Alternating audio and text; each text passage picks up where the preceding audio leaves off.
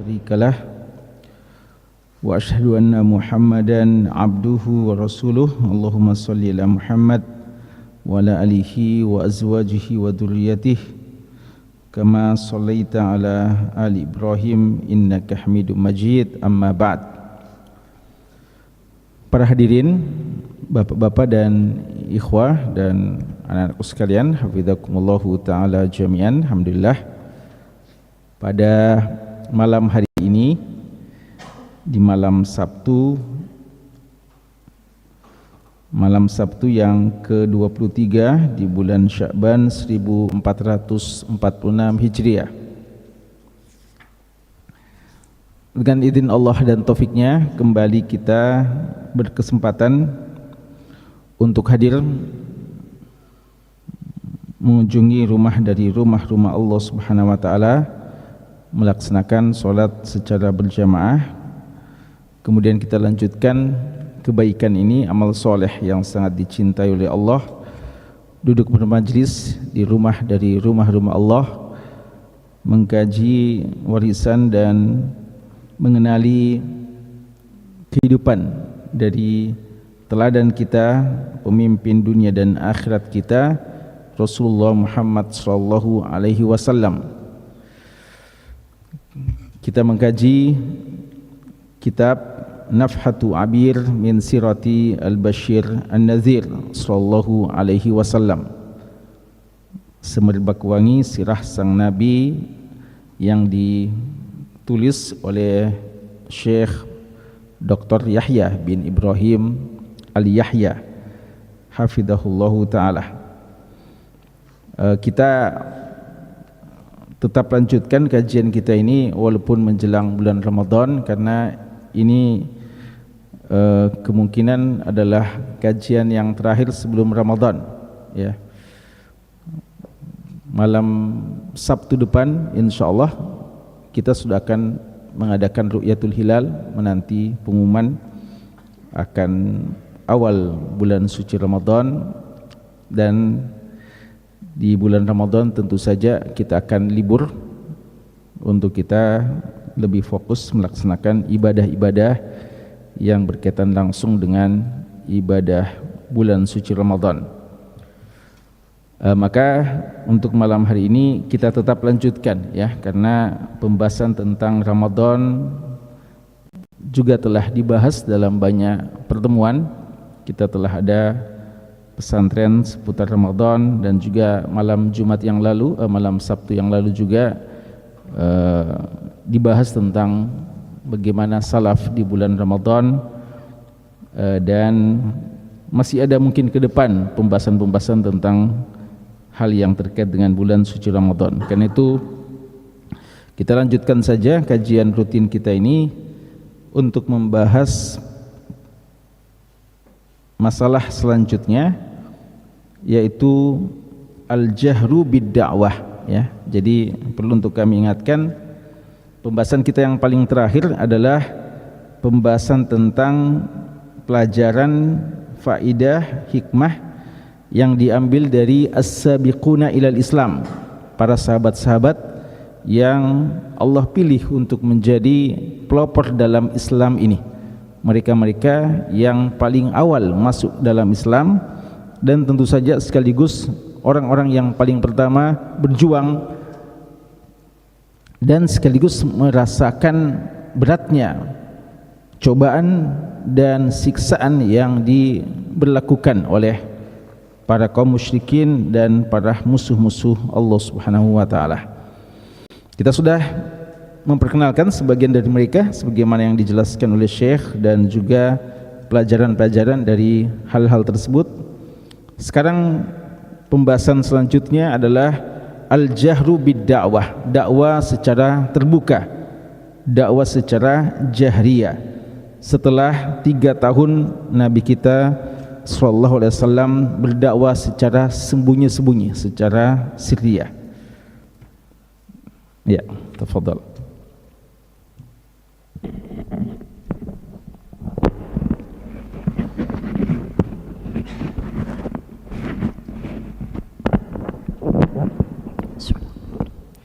Alhamdulillahi wahda wassalatu wassalamu ala man la nabiyya ba'dah wa ba'd.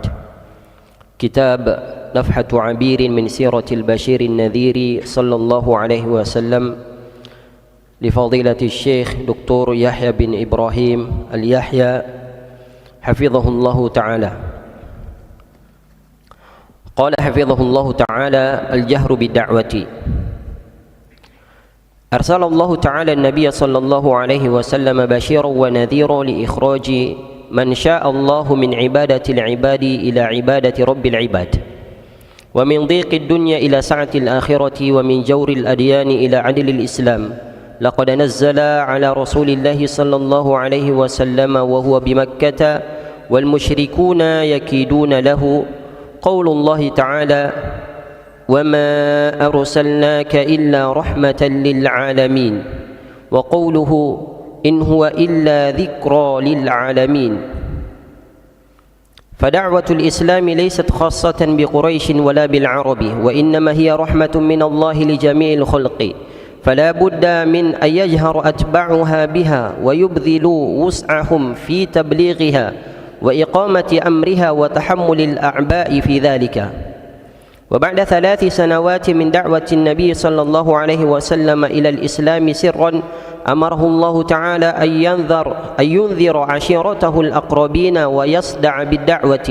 عن ابن عباس رضي الله عنهما قال: لما نزلت وأنذر عشيرتك الأقربين، خرج رسول الله صلى الله عليه وسلم حتى صعد الصفا فهتف: يا صباحا! فقالوا: من هذا؟ فاجتمعوا إليه فقال: أرأيتم إن أخبرتكم أن خيلا تخرج من سفح هذا الجبل أكنتم مصدقي؟ قالوا: ما جربنا عليك كذبا. قال: فإني نذير لكم بين يدي عذاب شديد. قال أبو لهب: تبا لك، ما جمعتنا إلا لهذا. ثم قام فنزلت: تبت يدا أبي لهب وتب.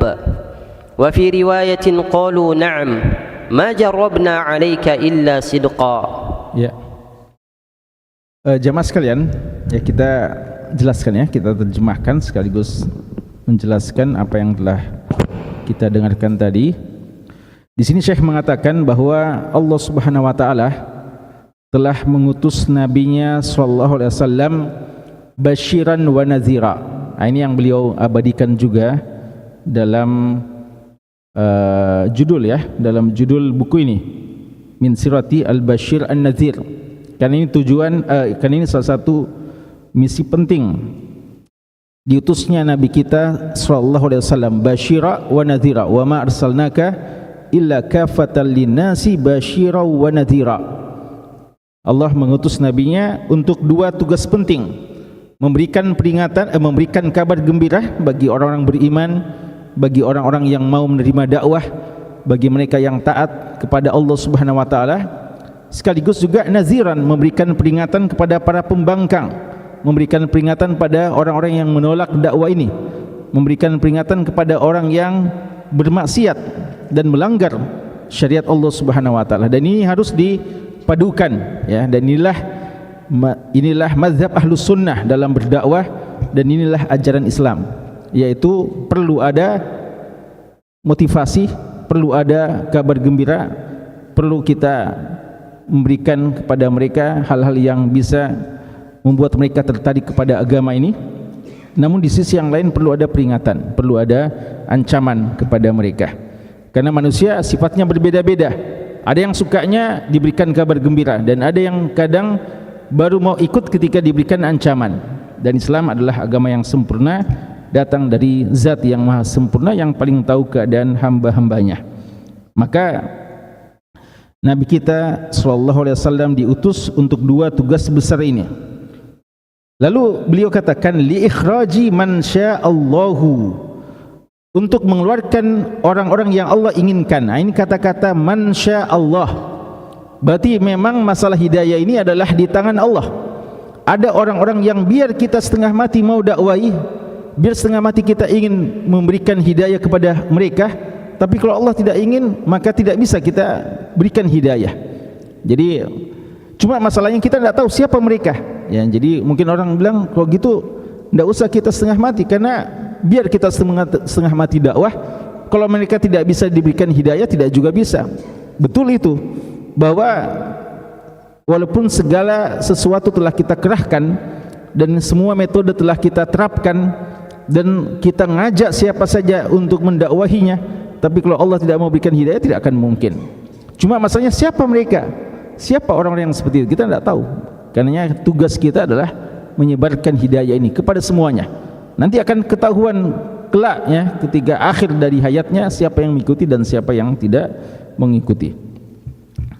Jadi liikhraji, untuk dikeluarkan, man sya'allahu, siapa yang Allah inginkan. Jadi bukan yang kita inginkan. Innaka la tahdi man ahbabta walakinnallaha yahdi man yasha.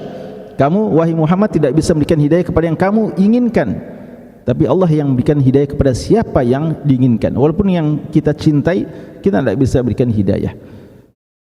Li ikhraji man syaa min ibadatil ibad. Ini satu syiar yang bagus ya, yang pernah dikatakan oleh Rib'i bin Amir radhiyallahu anhu, salah seorang sahabat Nabi sallallahu alaihi wasallam, dalam perang Qadisiyah, dalam melawan Persia, ketika Rustum pemimpin waktu itu ya, tanya, sebenarnya apa yang menyebabkan kalian terlalu ngotot ya untuk berdakwah? Kalian sudah mendapatkan berbagai macam ujian, cobaan, korban begitu banyak, tapi kalian tidak pernah mundur dan kalian begitu antusias. Apakah karena persoalan kalian memang suka perang? Karena persoalan kalian haus darah? Karena kalian mau menguasai seluruh bumi ini? Apakah itu motivasi kalian? Beliau mengatakan 3 perkataan ini, 3 kalimat yang sangat mulia ini, yang yuktabu bima'id zahab ya, yang istilahnya kalimat-kalimat ini pantasnya ditulis dengan tinta emas. Apa kata beliau? Bahwa Allah Subhanahu wa taala telah mengutus nabi kami untuk, pertama adalah mengeluarkan manusia min ibadatil ibadati, min ibadatil ibadi ila ibadati rabbil ibad. Mengeluarkan manusia dari penyembahan kepada sesama hamba menuju kepada penyembahan hanya kepada Rabbil ibad, hanya kepada Rabbnya, pemiliknya, Tuhannya, penciptanya para hamba-hamba. Dan harus kita tegaskan, ini keyakinan kita, bahwa selain ajaran Islam, semua adalah ibadatul ibad.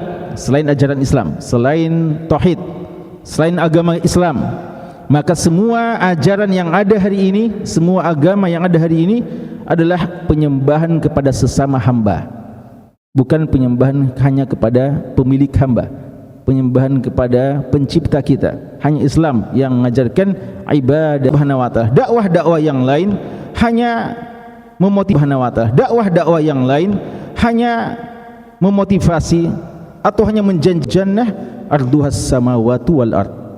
Kita ingin mendapatkan surga yang luasnya seluas langit dan bumi, bukan bumi yang sempit ini, tapi bumi lebih luas daripada atau seluas bumi dan langit, surga Allah Subhanahu wa taala.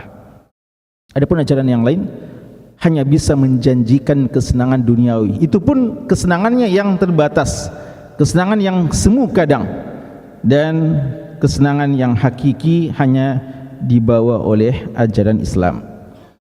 Min dhiqid dunya ila sa'atil akhirah. Kemudian kata beliau, min jawril adyan ila adlil Islam. Jadi perkataan Syekh ini adalah kutipan dari perkataan yang dinukil oleh para ahli sejarah dari sahabat yang mulia Rib'i bin Amir radhiyallahu anhu, yaitu yang ketiga adalah dari kezaliman agama-agama yang ada ila adlil Islam, kepada ajaran Islam yang penuh dengan keadilan ya. Jadi dari jawr, kezaliman, penganiayaan atau ketidakadilan ajaran-ajaran yang lain ke agama Islam yang penuh dengan keadilan. Semua akan mendapatkan haknya secara sempurna, secara proporsional, dan tidak ada yang dizalima sama sekali dalam ajaran Islam ini. Itulah dakwah kita. Jadi dakwah kita bukan dakwah untuk menguasai manusia, untuk membantai mereka, bukan untuk memuaskan syahwat kita dengan perang, ya, bukan karena haus darah yang mereka kadang tuduhkan kepada umat Islam. Tujuan kita adalah sebenarnya untuk kebahagiaan mereka yang hakiki. Ya, kita mau selamatkan mereka dari perbudakan hawa nafsu, perbudakan sesama manusia, sesama hamba, kepada penyembahan hanya kepada Allah Subhanahu wa taala. Kemudian Syekh mengatakan bahwa pada saat Nabi kita sallallahu alaihi wasallam masih berada di Mekah ini, masih fase Mekah, dan kaum musyrikin masih melakukan makar dan memikirkan bagaimana untuk menghalangi dakwah Nabi sallallahu alaihi wasallam. Turun firman Allah Subhanahu wa taala, "Wa ma arsalnaka illa rahmatan lil alamin." Tidaklah kami utus engkau wahai Muhammad kecuali untuk menjadi rahmat bagi sekalian alam. In huwa illa dzikra lil alamin. Ajaran ini adalah hanya untuk sebagai pemberi peringatan kepada seluruh alam. Subhanallah. Waktu itu jemaah sekalian, dakwah di Mekah saja, dakwah di Mekah ini, baru di Mekah, belum ekspansi keluar, belum kemana-mana, di Mekah saja sudah begitu berat. Terbatas perjuangan Nabi kita SAW, bergerak tidak mudah, ya.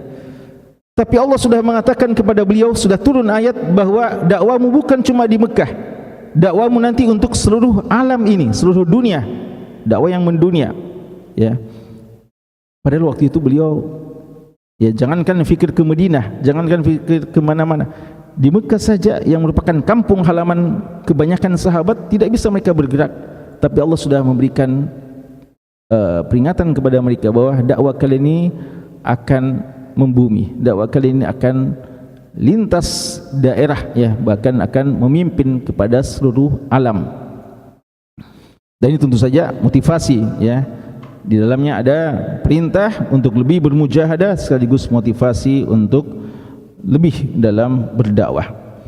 Maka kata Syekh di sini, fa da'watul islami, dakwah Islam ini laisat khassatan bi Quraisy, bukan khusus untuk kaum Quraisy.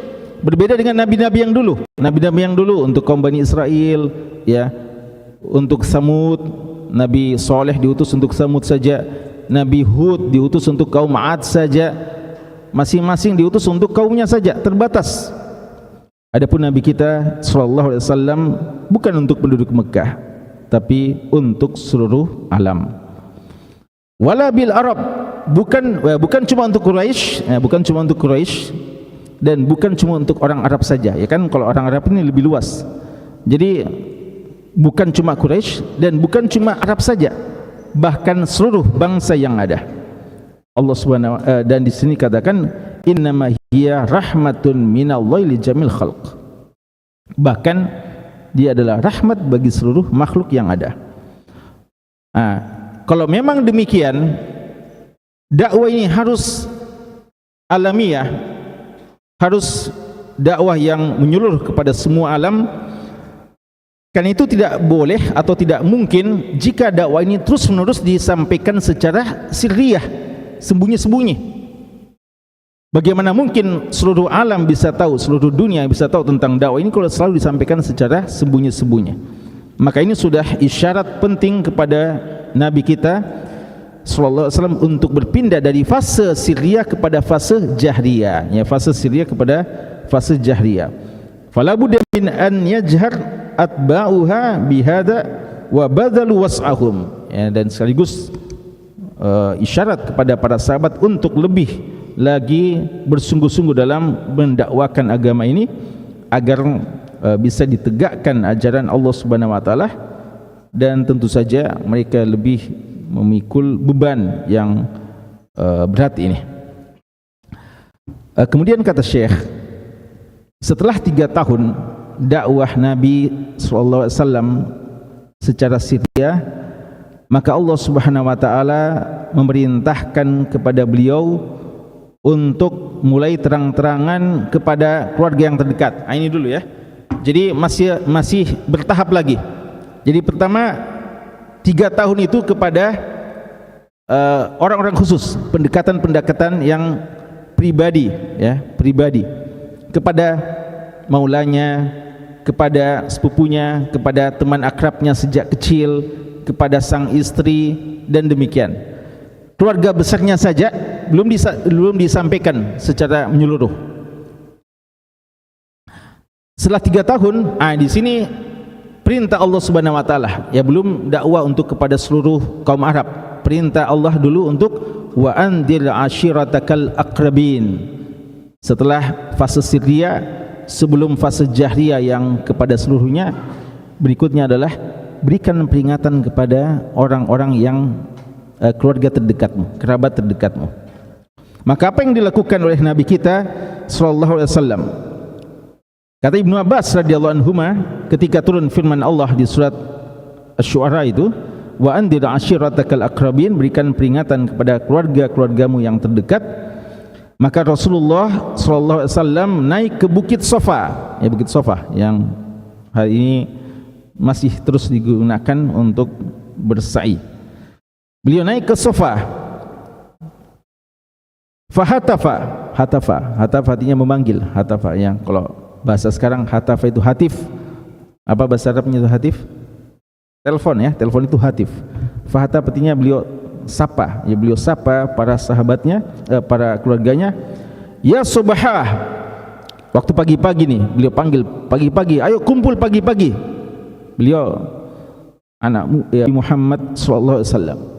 Begitu melihat Nabi Muhammad, mereka bilang, tenang ya, aman, karena orang ini adalah keluarga yang terpandang dan seorang yang memang amin, sangat terpercaya. Selama ini semua perkataannya diterima, bahkan sering diminta arahan, wejangan dan nasihatnya, usulannya. Maka begitu mereka melihat, para keluarganya melihat ternyata yang memanggil adalah Muhammad sallallahu alaihi wasallam, maka mereka siap untuk menerima aba-aba dari Nabi sallallahu alaihi wasallam. Makanya Nabi Muhammad sampaikan dulu muqaddimah, ya, beliau tanyakan kepada mereka, ara'aitum in akhbartukum anna khailan takhruju min saf'i hadzal jabal akuntum musaddiqiyya? Apakah kalian membenarkan, ya, apakah bagaimana pandangan kalian jika aku kabari bahwa ada kuda yang akan muncul dari bawah bukit ini, entah untuk menyerang kita, ya, atau untuk datang ke tempat kita ini. Akuntum musaddiqiyya, apakah kalian membenarkan penyampaian saya ini? Artinya belum kalian saksikan, tapi saya sudah mengabarkan bahwa akan terjadi yang seperti itu. Apa jawaban mereka? Mereka langsung mengatakan, ma jarrabna 'alaika katiba. Ya, selama ini memang kami tidak pernah melihat kamu dusta, kami tidak pernah melihat kamu bohong. Artinya, ya, pasti kami akan benarkan, karena memang kamu adalah seorang yang jujur, tidak pernah bohong. Ini dimanfaatkan oleh Nabi kita SAW, ya. Jadi mereka sudah ngaku bahwa Rasulullah adalah seorang yang jujur. Fa inni nazirul lakum baina yaday azabin syadid. Maka kata beliau, saya memberikan peringatan kepada kalian bahwa di hadapan kalian ada azab pedih yang Allah turunkan. Maksudnya jika kalian tidak mengimani apa yang saya bawa ini, ajaran yang saya bawa. Jadi baru berapa menit tadi bilang, iya kamu orang paling jujur. Setelah ada perkataan seperti ini, muncul si Abu Lahab, ya, Abdul Uzza namanya, ya, Abu Lahab. Apa dia bilang? Ya, tabban laka, celaka kamu, binasa kamu, wahai Muhammad. Ma jama'tana illa hadza. Ya, padahal Abu Lahab ini juga adalah seorang yang sangat suka sebelumnya kepada Nabi Muhammad sallallahu alaihi wasallam. Paman beliau langsung, ya, saudara dari Abdullah, bapak beliau. Summa qam, apakah cuma karena ini kamu kumpulkan kami? Apakah untuk urusan ini kamu mau sampaikan dakwah yang kamu baru dapatkan itu kepada kami? Summa qam, kemudian dia berdiri tinggalkan, lalu turunlah firman Allah di surat Al-Lahab, ya, surat Al-Lahab. Tabbat yada Abi Lahab, celaka, binasa kedua tangan dari Abu Lahab, wa tab, dan sungguh binasa. Dalam riwayat yang lain dikatakan adalah ia kami tidak pernah mengenali kamu kecuali adalah orang-orang jujur. Ya. Ini mirip dengan Abdullah bin Salam, ya. Abdullah bin Salam waktu masuk Islam, beliau adalah pemuka Yahudi yang sangat dipercaya oleh kaumnya. Maka ketika beliau sudah masuk Islam, beliau bilang sama Rasulullah sallallahu alaihi wasallam, "Gimana ya Rasulullah? Apakah saya harus sampaikan kepada kaumku bahwa saya saya telah masuk Islam?" Beliau selama ini dihormati pemuka dari Yahudi, dari Bani Israel. Lalu Rasulullah bilang, "Tunggu, saya yang duluan berikan muqaddimah." Ya. Maka Rasulullah bilang kepada mereka, "Bagaimana tanggapan kalian tentang Abdullah bin Salam?" Ya. Gimana menurut kalian Abdullah bin Salam? Mereka bilang, seorang yang sangat terpercaya dari kami, anak dari seorang yang juga sangat terpandang dan terpercaya dari kami. Itu tazkiyahnya, itu testimoni mereka. Puji betul Abdullah bin Salam. Lalu Rasul bilang, ketahuilah dia telah pindah ke agama Islam. Lalu mereka langsung bilang, dia adalah orang paling dusta dan anak paling pendusta. Ya, subhanallah. Ya, inilah ya kalau sekalian, sebenarnya mereka bukan mereka hidayah, ya, persoalan hidayah. Mereka tidak mendapatkan cahaya hidayah ini sehingga mereka menolak kebenaran yang sebenarnya hati kecil mereka membenarkannya. Ya, fadhal.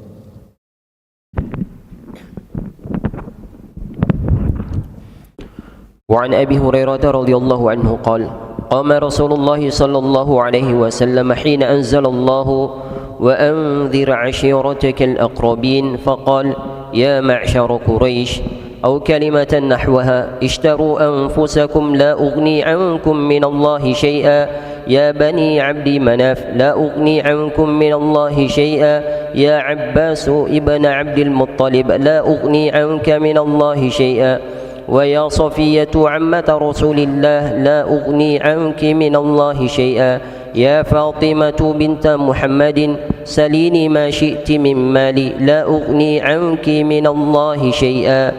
Ya. Dalam riwayat Bukhari dan Muslim dari sahabat yang mulia Abu Hurairah radhiyallahu anhu, beliau mengatakan Rasulullah sallallahu alaihi wasallam berdiri ketika turun firman Allah, wa andir ashiratakal aqrabin. Beliau bilang, ya ma'syara Quraisy, wahai penduduk bangsa Quraisy, atau kalimat yang semacamnya, ishtaru anfusakum, belilah diri kalian, pertaruhkan nyawa kalian, artinya belilah untuk keselamatan kalian, ya. La ugni ankum minallahi syai'a, karena saya walaupun saya seorang nabi, tapi saya tidak akan bisa memberikan manfaat kepada kalian jika kalian tidak beriman, ya, walaupun saya ini nabi Allah dan saya ini adalah kerabat kalian, tapi kalau kalian tidak beriman, maka saya tidak akan bisa memberikan syafaat di hari kiamat. Lalu beliau sapa satu persatu, beliau sapa beberapa keluarga-keluarga terdekatnya, ya Bani Abdi Manaf, saya tidak bisa memberikan manfaat kepada kalian di sisi Allah sedikit pun. Wahai Abbas, paman beliau, ya, yang alhamdulillah akhirnya masuk Islam, ya Abbas bin Abdul Muttalib, la ugni anka minallahi syai'a, saya tidak bisa memberikan manfaat sedikit pun kepadamu. Ya Sofia, ini Sofia bibi beliau dan alhamdulillah juga masuk Islam, ya. Wahai Sofia, bibi dari Rasulullah, saya tidak akan bisa memberikan manfaat kepadamu di sisi Allah sedikit pun.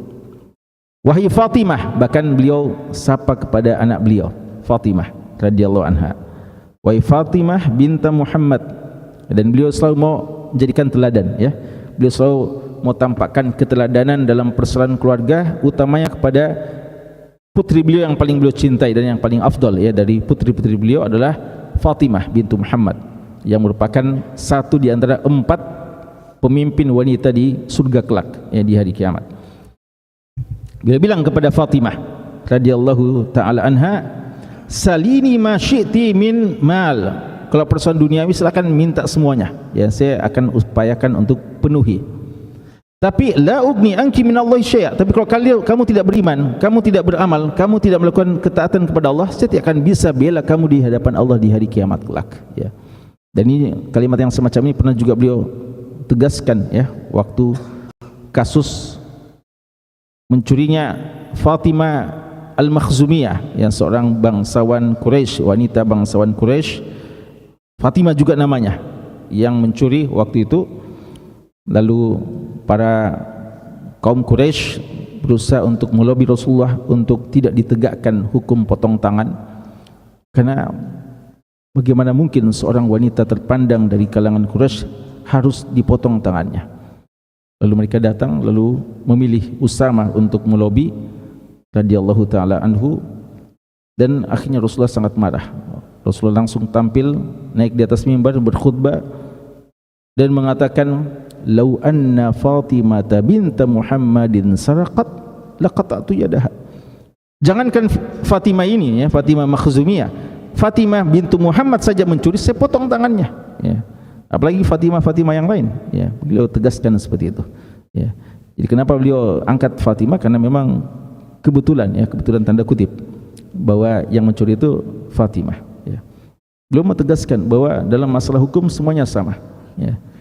Dalam masalah syariat ini ditegakkan hukum Allah Subhanahu wa taala. Saya tetap bisa penuhi apa yang kalian inginkan dari dunia sebatas kemampuan saya, tapi untuk akhirat jika kalian tidak beramal, saya tidak akan bisa memberikan manfaat kepada kalian, ya. Maka jangan kita menjadi hanya sekeluarga di dunia ini, ya. Kalau kita tidak sevisi dan tidak semisi, tidak seamal, maka mungkin kita hanya bersama di dunia, tidak bersama di akhirat. Ya, pelajaran dari semua ini, fadhal. الدروس والعبر. الأول: البدء بدعوة الأقربين أولى من البدء بدعوة غيرهم لما في ذلك من صلة الرحم. Ya. Yang pertama, pelajaran yang paling pertama, bahwa memulai dakwah ini kepada keluarga yang terdekat lebih pantas daripada dakwah kepada selain mereka. Dakwah ini alamiah, ya. Dakwah ini harus sifatnya global, mendunia, tanpa kecuali. Tapi ada skala prioritas. Kita dahulukan keluarga yang terdekat sebelum yang lainnya.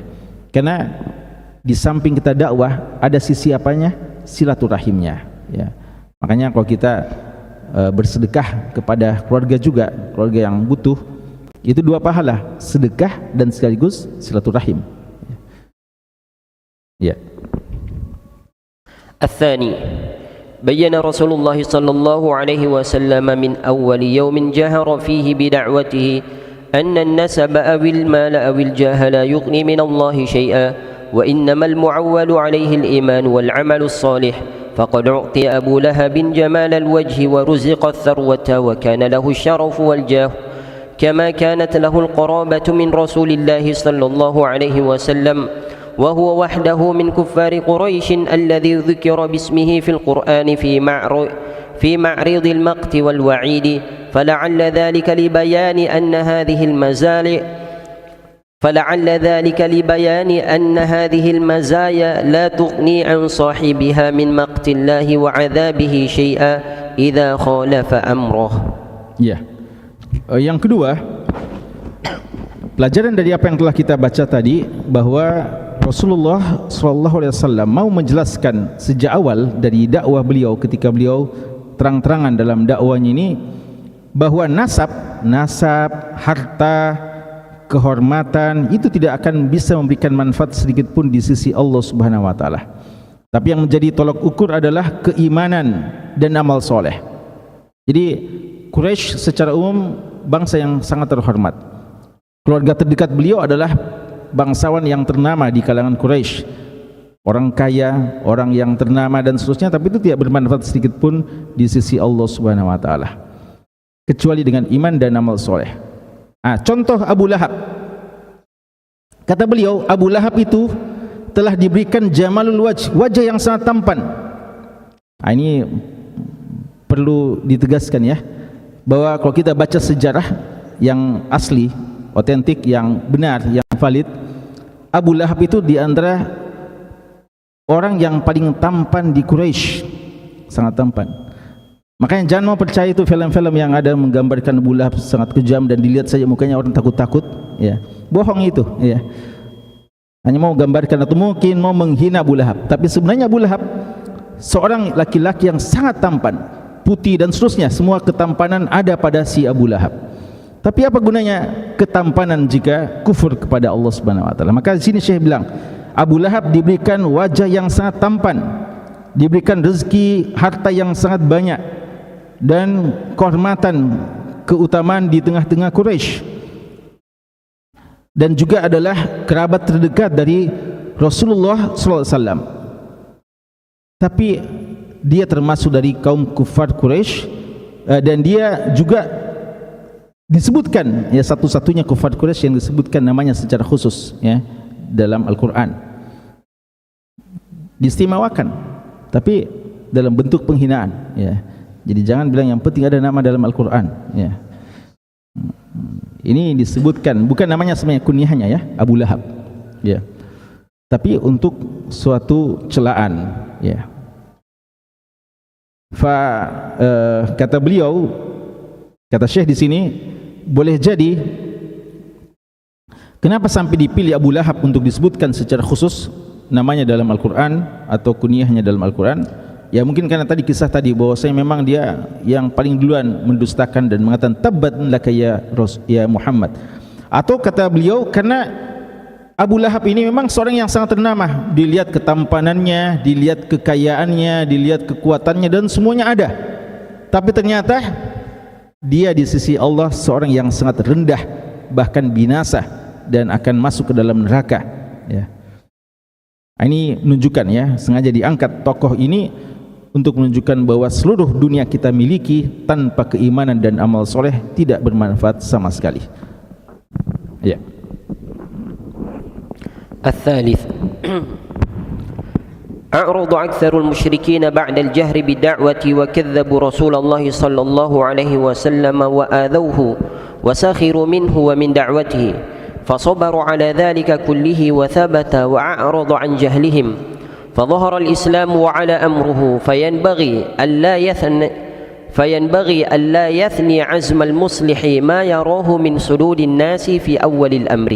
Ya, kata beliau bahwa kebanyakan kaum musyrikin pada waktu itu awal kali didakwahkan dakwah secara jahriyah terang-terangan, banyak yang di antara mereka atau kebanyakan mereka berpaling dari dakwah dan mendustakan Rasulullah sallallahu alaihi wasallam, bahkan menyakiti beliau, mengejek beliau, menertawai beliau. Tapi beliau bersabar dengan itu semuanya dan tetap teguh dan mengabaikan orang-orang yang jahil di antara mereka, ya, yang kan ada cuma ikut-ikutan ngejek, ya, seperti anak kecil yang memang diprovokasi untuk itu padahal belum tahu sebenarnya. Maka beliau sabar saja di awal-awal dakwah tersebut. Dan ini menunjukkan bahwasanya sepantasnya, kata beliau, ini menunjukkan sepantasnya bagi seorang pembaharu, seorang muslih, seorang yang datang melakukan perbaikan, ya, terutama ketika mau memulai dakwah harus bersabar dengan semua cobaan yang seperti ini. Harus ada korban-korban tanda kutip. Harus ada di antara kita yang pertama kali merasakan itu semuanya. Dan nanti kelak orang yang datang setelah kita sudah akan menikmati hasil perjuangan kita dan kita akan terus mendapatkan pahala yang tidak akan terputus insyaallah. Ya. الرابع الجهر بالدعوة بعد الإصرار نقل لها من مكان مغلق إلى ميدان رحب وقد يساعد في إظهار الدعوة أعداؤها وذلك بالتحذير منها فليس كل الناس يستجيبون لدعاية المشركين فقد أسلم بعض أفراد القبائل بسبب ما سمعوه من سب للرسول صلى الله عليه وسلم وذم لدعوته فحملهم ذلك على التبين وطلب معرفة الحقيقة فدخلوا في دين الله تعالى. Ya, sini ada faedah sangat penting. Syekh sebutkan bahwa menjaharkan dakwah ini setelah sebelumnya dakwah yang sirriyah, yang sembunyi-sembunyi, ini memindahkan keadaan dari dakwah yang tempat yang sempit, yang tertutup, menuju ke medan dakwah yang sangat luas, terbuka. Dan dakwah ini, dakwah secara jahriyah ini dibantu oleh sehingga dakwah ini bisa dikenal oleh musuh-musuh musuh-musuh tanpa sadar telah mempromosikan dakwah ini. Gimana itu? Kata Syekh, karena mereka terlalu semangat, ya tanda kutip, terlalu semangat mentahzir, memberikan peringatan, hati-hati Muhammad, hati-hati tentang Muhammad, hati-hati tentang dakwah Muhammad. Mereka sebarkan, orang belum pernah dengar tentang siapa Muhammad. Mereka keliling-keliling, kan orang Quraisy itu selalu pergi dengan kafilah tijarahnya. Kapan saja mereka keluar Mekah, mereka sebarkan, hati-hati di Mekah ada Muhammad. Akhirnya banyak orang justru penasaran, siapa itu sebenarnya Muhammad? Kenapa? Ya, maka Syekh sini katakan, justru dakwah ini dibantu oleh musuh-musuh yang begitu semangat untuk mentahzir mereka. Dan tidak semua di antara mereka yang menerima tahzir tersebut. Ada di antara mereka yang tidak mau langsung menelan, ya mentah-mentah. Mereka mau mengecek dulu, tabayyun, apakah betul. Maka di antara mereka ada yang justru masuk Islam karena setelah mereka mendengarkan celaan-celaan kepada Rasulullah dan tahziran terhadap beliau, maka mereka mau tabayyun, mau melihat, ya, tentang Nabi kita. Lalu setelah itu akhirnya mereka justru masuk Islam. Abu Dzar, lalu tadi Abdullah bin Salam, ya, beliau bilang, saya melihat Rasulullah, melihat wajahnya saja, ya kan, bilang, yang mana itu sebenarnya yang dibilang Muhammad, yang katakan pendusta, yang dikatakan begini dan begini, tukang sihir, penyair dan sebagainya, yang mana itu sebenarnya? Begitu ditunjukkan, langsung melihat wajah Rasulullah, bilang, ini bukan wajah pendusta, ya, tidak mungkin pendusta orang seperti ini, ya, justru masuk Islam akhirnya. Jadi kadang dakwah kita itu yang promosikan adalah musuh-musuh kita, ya. Makanya hati-hati kita juga, jangan justru kita begitu semangat mentahzir, jangan-jangan kita promosikan juga musuh, ya, atau aliran-aliran sesat umpamanya, ya. Jadi memang kita perlu pertengahan, ya, perlu hati-hati, ya. Dan jangan juga terlalu sedih kalau terlalu ditahzir, ya, karena itu ada promosi yang gratis kadang, ya. Fadhal. Al-khamis, قد لا يكون للدعوة في بدئها وسائل إعلام كافية للتبليغ، ولكن أعداؤها قد يكونون وسائل إعلام لها بما يثيرونه من شبهات. Ya, sama mirip dengan tadi kata Syekh. Kadang dakwah ini di awal kali disampaikan belum ada wasail i'lamnya, belum ada medianya yang memadai, ya. Jadi belum ada media yang memadai untuk menyampaikan dakwah ini lebih luas. Tapi kadang justru musuh yang menjadi media yang terbaik untuk mempromosikan dakwah kita ini. Walakin adaha kad yakununa wasal ilam. Jadi siapa media kita? Media kita adalah mereka-mereka musuh-musuh kita, yang orang tidak tahu siapa itu ini, tapi selalu ditahzir, ya. Orang akhirnya penasaran, mau tahu, dan akhirnya mereka tidak mendapati orang itu sebagaimana yang difitnahkan kepadanya. Maka kata beliau, bima yusiruna min syubhat. Jadi syubhat-syubhat itu akhirnya terjawab sendiri dan tidak sebagaimana yang dituduhkan. Ya, sekira itu, ya. Wallahu ta'ala alam. Dan dengannya maka insyaallah sampai jumpa nanti setelah bulan suci Ramadan, biidznillah kita lanjutkan kajian kita. Dan tentu saja semoga kita bisa memanfaatkan Ramadan dengan sebaik-baiknya, melakukan ibadah-ibadah yang disyariatkan, dan semoga Allah Subhanahu wa taala menerima, ya, ibadah-ibadah kita dan jadikan kita senantiasa istiqamah, ya, dalam sunnah-sunnah Nabi kita sallallahu alaihi wasallam. Wallahu taala alam, sallallahu ala nabiyina Muhammad wa ala alihi washabihi wasallam, walhamdulillahi rabbil alamin.